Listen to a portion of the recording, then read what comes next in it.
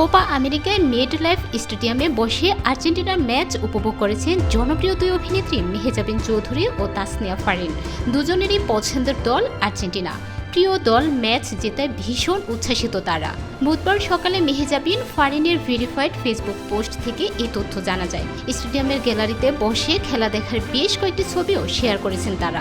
মেহেজাবিন ফেসবুকে বেশ কিছু ছবি সহ দুটি পোস্ট করেন। প্রথম পোস্টে একটি ছবি পোস্ট করে ক্যাপশনে অভিনেত্রী লিখেছেন, আজকে কে জিততে পারে। আরেকটি পোস্টে কোপা আমেরিকা 2024 ফটোডাম্প নামে আরও কিছু ছবি পোস্ট করেন তিনি।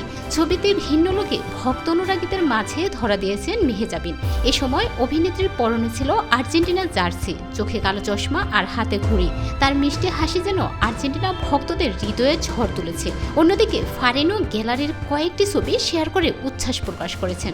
উল্লেখ্য, বুধবার চিলির বিপক্ষে মাঠে নেমে 1-0 গোলে জয় পায় আর্জেন্টিনা। ম্যাচের 88 মিনিটে লাউতারো মার্টিনেজের একমাত্র গোলে জয় পায় লিওনেল স্ক্যালোনির শিষ্যরা। এই জয়ে সবার আগে কোয়ার্টার ফাইনালও নিশ্চিত হলো তাদের।